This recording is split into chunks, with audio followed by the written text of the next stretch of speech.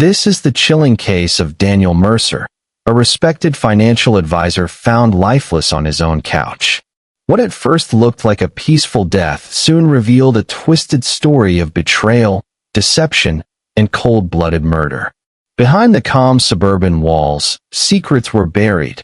Secrets involving his ex-wife, Claire Mercer, angry clients who lost everything, a bitter former business partner, and the one person he trusted most, his longtime assistant, Emily Hayes.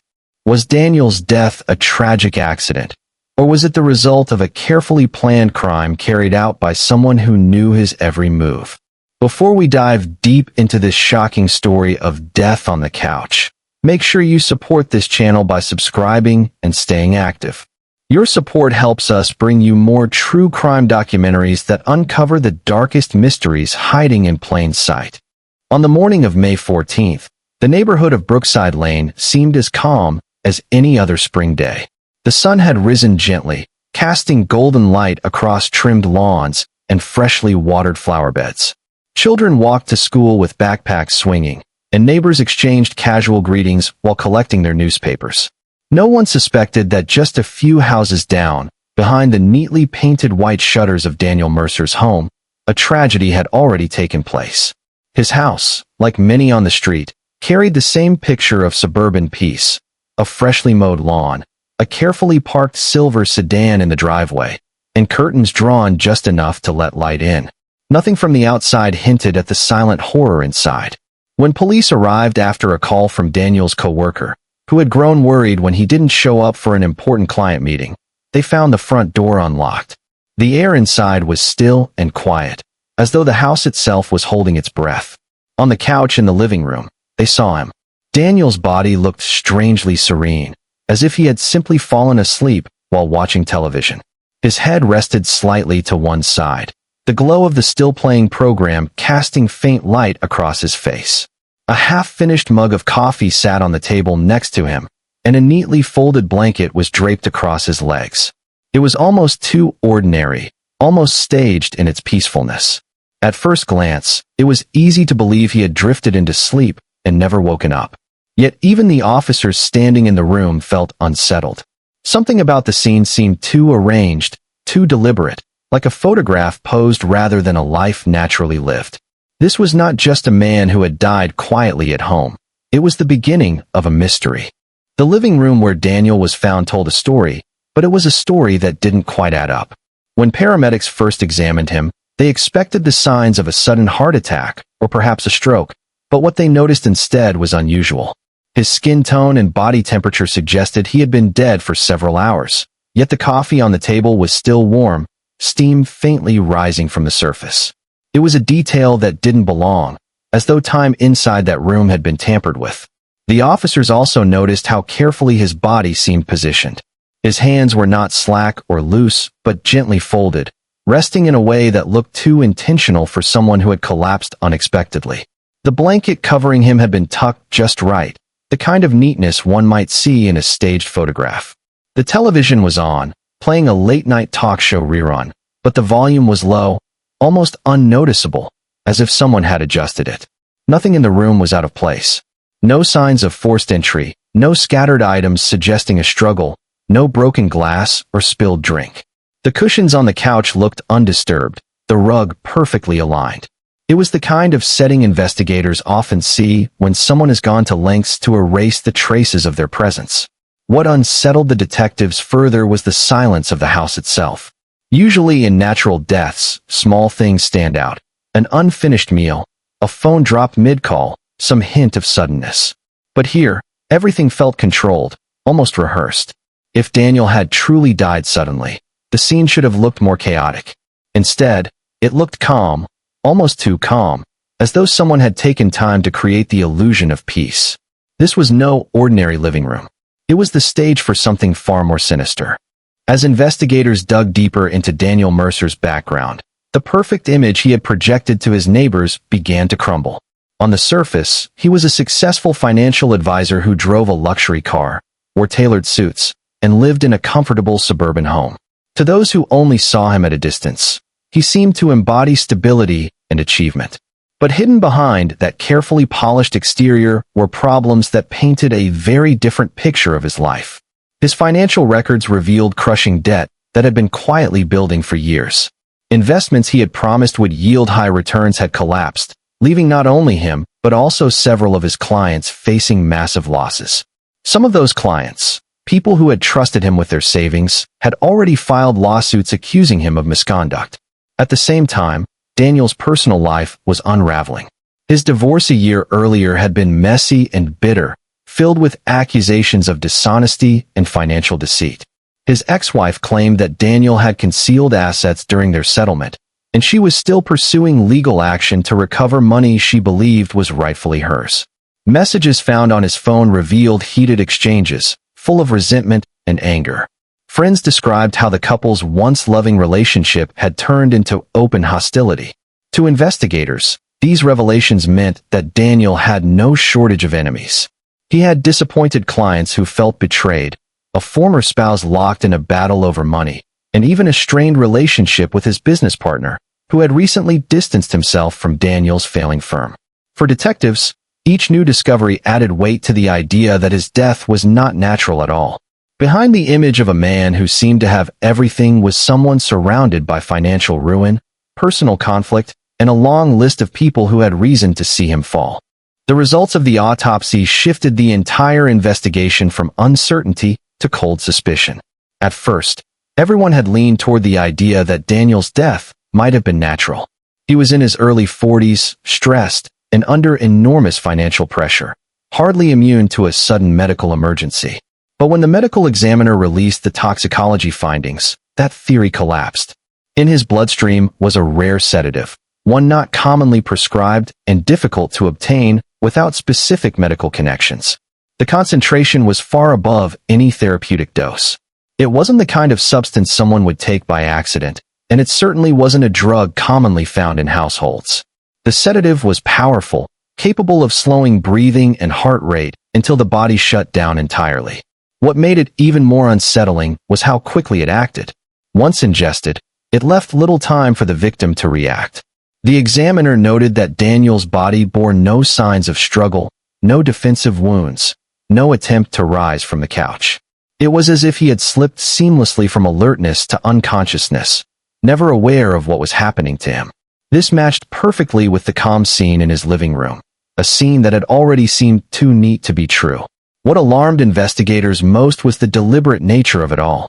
Whoever had administered the sedative knew what they were doing. This was not a careless act or a crime of passion carried out in a burst of anger. It was meticulous. The drug was hard to trace, requiring advanced testing to identify. That meant the killer had not only chosen a method that would mask their crime, but also counted on the initial assumption of natural death. It was a calculated move, suggesting that Daniel's death had been planned long before it happened. Detectives began piecing together the widening circle of people in Daniel Mercer's life who might have wanted him gone. Each lead seemed to open another door into a world of betrayal, anger, and quiet resentment. The first and most obvious suspect was his ex-wife, Claire. Their divorce had been bitter, and she was still locked in legal battles with him over missing assets. The life insurance policy Daniel carried, worth a significant sum, only deepened suspicion. To investigators, she had both motive and financial gain to consider, but the question of opportunity lingered. She lived across town, and there was no evidence she had been near his house the night of his death. Another lead came from disgruntled clients. Some had lost life savings in his risky investment schemes, and one man had reportedly threatened Daniel during a heated confrontation just weeks before. Police records confirmed a complaint had been filed, though nothing had come of it. This man now seemed like a viable suspect, someone driven by desperation and rage. Yet, again, there was no sign of forced entry, no broken locks, and no damage suggesting an intruder.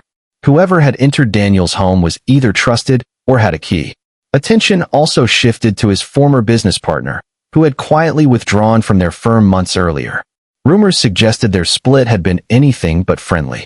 Tensions over mismanagement, financial deception, and ruined reputations hung in the air.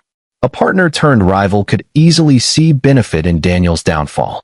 Each suspect had motive, yet none fit perfectly. There were no fingerprints out of place, no footprints leading away, and the back door was found locked from the inside. The precision of the crime pointed to someone who not only wanted Daniel gone, but also knew exactly how to get close without raising alarm. The investigation took a dramatic turn when detectives turned their attention to the security system inside Daniel's home. At first, it seemed useless. Nearly all the footage from the night before his death had been wiped clean. Whoever had tampered with it knew exactly what they were doing, erasing hours of recordings and leaving nothing but fragments. Still, forensic technicians worked carefully to recover anything hidden in the corrupted files. What they found was small, but it was enough to change everything. In one fragment of footage, a faint figure could be seen slipping in through the back door. The person moved with surprising ease, not fumbling in the dark or hesitating as an intruder might, but walking confidently, as if they already knew the layout of the home. The blurred shape passed briefly in front of the camera before disappearing into the living room, where Daniel was later found. The discovery raised more questions than it answered. How had the person entered so smoothly without breaking locks or forcing windows? Why had the footage been deleted, and who had the knowledge to manipulate the system so thoroughly? Investigators soon learned that Daniel's security system password had been reset just 2 days before his death. Records showed it wasn't Daniel who had made the change. That detail was critical. Whoever updated the password not only had technical access, but also control over the system at a time that lined up perfectly with his final hours. When detectives reviewed Daniel's business files, one name stood out: Emily Hayes, his former assistant. She had once been trusted with his passwords, schedules, and even personal errands. She knew his routines better than anyone, and her recent dismissal had not been amicable.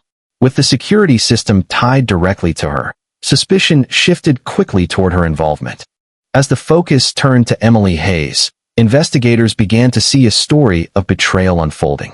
Emily had been Daniel's personal assistant for nearly 6 years, managing not just his business calendar, but also aspects of his private life.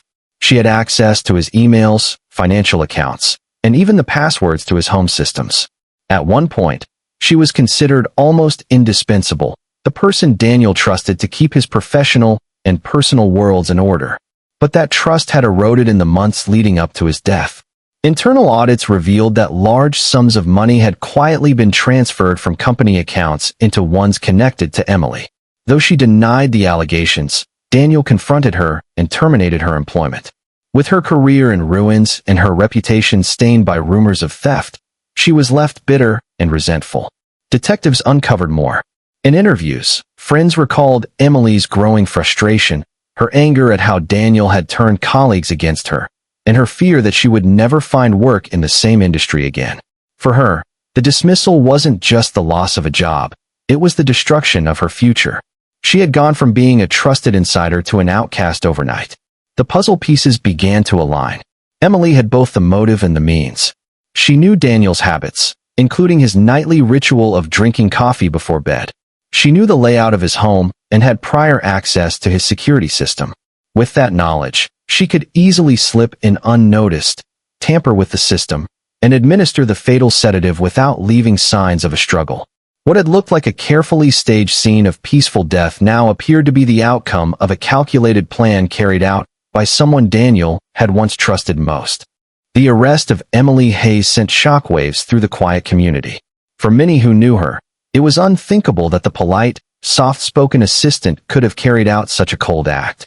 Yet the evidence left little room for doubt. In her apartment, investigators found a vial of the same rare sedative identified in Daniel's autopsy. Forensic testing confirmed it was from the same batch. Digital records tied her to the deletion of Daniel's security footage, and financial documents revealed her theft of company funds. Prosecutors built their case around the idea that Emily had acted with clear intent, entering Daniel's home under the cover of night, poisoning his drink, and carefully arranging his body to mask the crime. The trial painted a chilling portrait. Jurors listened as experts explained how methodically the sedative had been administered, and how the staging of the scene was designed to mislead authorities into believing it was natural death. The prosecution argued that Emily's actions were driven by revenge and desperation, a need to silence Daniel before he exposed her and destroyed any chance of her rebuilding her career. The defense, however, attempted to cast doubt, suggesting she had been framed or that others with financial grudges against Daniel could have been responsible. But the physical evidence, the sedative in her possession, the manipulation of the security system, was too strong to ignore. Emily was convicted of first-degree murder, sentenced to life in prison without the possibility of parole. Still, even with the verdict, lingering questions refused to fade. Some whispered that she may not have acted alone, that others with motives had encouraged her plan. Others wondered if she had been protecting deeper secrets about Daniel's collapsing empire. The answers died with Daniel, leaving behind a crime that felt both solved and unsolved, a chilling reminder that trust can become the weapon that destroys.